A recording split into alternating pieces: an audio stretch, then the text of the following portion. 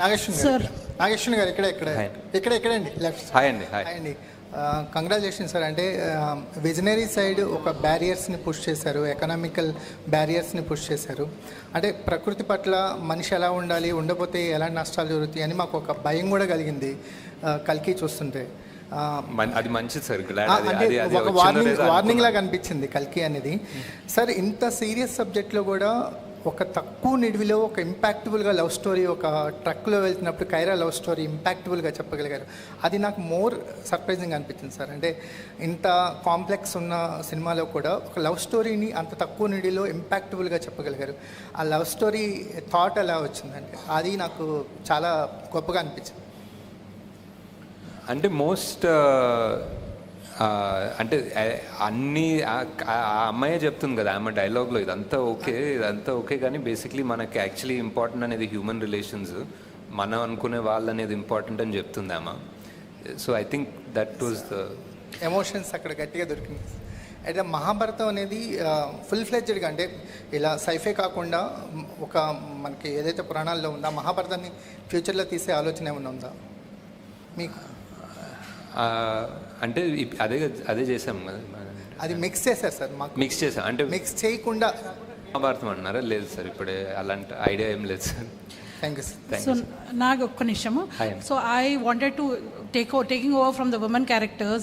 You have some really wonderful women characters in this film and always in your previous films, but somehow I felt they were not explored well. Deepika Ganiyandi, even Shobana, I felt bad about that she died early, not just for the film story, but I thought she had so much potential. So now do you kind of feel that you could explore your women characters better?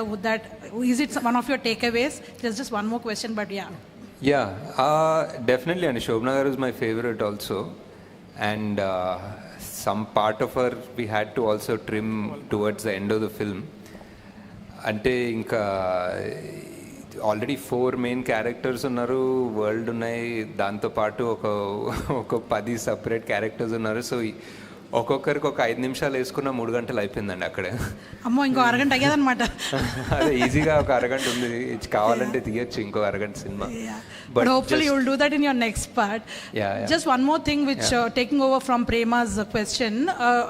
I mean, we were just discussing just now that mana Puranallo kuda Shambhala anu oka place undi, plus Kalki will be born in that place, but he is born to a biological father anundi. And there are also some comments about you kind of taking liberties over mana epics. So I know this is a sci-fi movie and there's a lot of fiction, but how much of liberties have you taken for this film? I mean, were there any liberties that you have taken consciously for the story? Yeah, అంటే it's a script కదండి, you write something originally, so you have that freedom. And అంటే if I was trying to make the Ramayana or Mahabharata, maybe కొన్ని పరిధులు ఉంటాయేమో to write around it, but when I'm writing something that hasn't happened yet, we are not at the end of Kali Yugam, there is no equivalent of Mahabharata in the Kali Yuga. So when we're writing that, I think all you need is a little bit of responsibility and respect and you can write it. Ashwin గారు ఇది ఈ movie start అయినప్పుడు project అనే ఒక పేరుతో start అయ్యేది. అవునండి. ఈ మూవీ ఫస్ట్ చిరంజీవి దగ్గరికి వెళ్ళి ఈ కథ నారేషన్ చేశారు కదా? లేదండి, చిరంజీవి దగ్గర నుంచి ప్రభాస్ దగ్గరికి వెళ్ళారంటే మీకు లేదు, వెళ్ళలేదండి. ఓకే. అశ్విన్ గారు ఈ సినిమాలో నాగశ్విన్ గారు ఇక్కడ సార్. అశ్విన్ సార్ హాయ్ బాగున్నారు సార్? బాగున్నాను సార్. 2014లో 15లో అలాగా మిమ్మల్ని చూసినప్పుడు ఈ ప్రపంచ స్థాయి సినిమాకి మా నాగశ్విన్ కూడా ఉంటాడని చెప్పేసి మేము అనుకోలేదు సార్.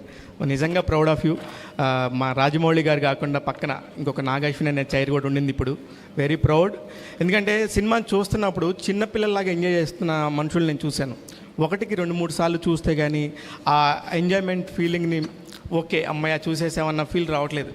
ఎనీవే, దానికోసం first congratulations. Thank you sir. ఇకపోతే ఇప్పుడు మీరు తీసుకున్న క్యారెక్టర్స్లో కౌరవులు అనగానే మనకు ఆటోమేటిక్గా ఒక నెగిటివ్ ఫీలింగ్ ఉంటుంది. ఇప్పుడు మీరు చూపించిన 2 హీరో క్యారెక్టర్స్ కూడా, ఈవెన్ అమితాబ్ బచ్చన్ గారి క్యారెక్టర్ కానీ లేకపోతే కర్ణుడు క్యారెక్టర్లో ప్రభాస్ గారిని కూడా, ఈ 2 కూడా కౌరవులకు సపోర్ట్ చేసిన క్యారెక్టర్స్. వాళ్ళు యాజ్ ఇట్ ఈస్గా నెగిటివ్ పాయింట్ వైఫ్లో వెళ్తారు.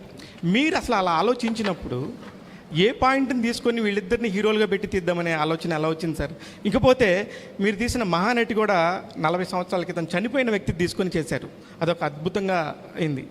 ఇప్పుడు కూడా మీరు చూస్తే కొన్ని వేల సంవత్సరాల క్రితం వెనకాల జరిగిన ద్వాపరయుగాన్ని మళ్ళీ ఇప్పుడు 800 సంవత్సరాల తర్వాత జరిగిపోయే కలియుగంలో జరగబోయే అంతాన్ని కూడా చూపించబోతున్నారు. ఎక్కడి నుంచి వస్తాయి ఈ థాట్స్? మీరు ఎట్లా స్టార్ట్ చేశారు అసలు ఫస్ట్? అంటే ఈ పర్టిక్యులర్ మూవీ ఐ థింక్ ఒక ఫస్ట్ టైం చూసి వాట్ ఎవర్ ఆ క్లైమాక్స్ అన్న ట్విస్ట్ అంటే ట్విస్ట్ అనుకోవచ్చు, అవన్నీ చూసిన తర్వాత రెండోసారి చూస్తున్నప్పుడు I feel it's almost a different film, new film. చాలా వేరే పర్స్పెక్టివ్తో చూస్తాం రెండోసారి. So I think it's definitely worth a second watch because for example ఆ కర్ణుడి యాంగిల్స్ చాలా ఉంటాయి. రెండోసారి చూస్తున్నప్పుడు విల్ బి లైక్, ఓ ఇక్కడ ఒక టిట్ బిట్ ఉందా, అక్కడ ఒక టిట్ బిట్ ఉందా అలా కనిపిస్తాయి. దట్ ఈస్ అండ్ ఎక్కడి నుంచి వస్తాయి థాట్స్ అంటే తెలియదు సార్. అంటే మహానటిలో కూడా చూసుకుంటే చాలా మంది క్యామియోస్ ఉంటారు.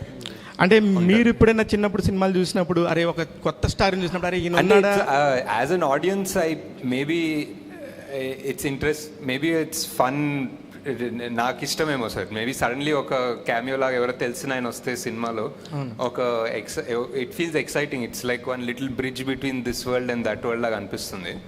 ఈ సినిమాలో కాన్షియస్లీ అన్ని పెట్టుకోలేదంటే for example like Vijay is a cameo అనుకోవచ్చు, but also you need somebody to play Arjuna, so it's a role, so it is a role. And Vijay I cast as a role properly, not as a guest thing or anything. కల్కి యూనివర్స్లో second third కూడా రాబోతున్నాయి. ఒకటి next వచ్చి question, Pawan Kalyan and Chandrababu Naidu గారు అక్కడ government form చేయకపోతే ఆంధ్రప్రదేశ్లో ఇప్పుడు ఈ టికెట్స్ రేట్స్ ఇంత హైక్ ఇచ్చేవాళ్ళు అయి ఉండకపోయిండొచ్చు, లేకపోతే ఇంత నంబర్స్ మీకు వచ్చి ఉండకపోవచ్చు. దీనికి సంబంధించి మీ అభిప్రాయం? అదంతా అవ్వలేదు కదా సార్, హ్యాపీగా ఉన్నాం బేసిక్లీ. అదంతా అవ్వలేదు కాబట్టి సాటిస్ఫాక్టరీ.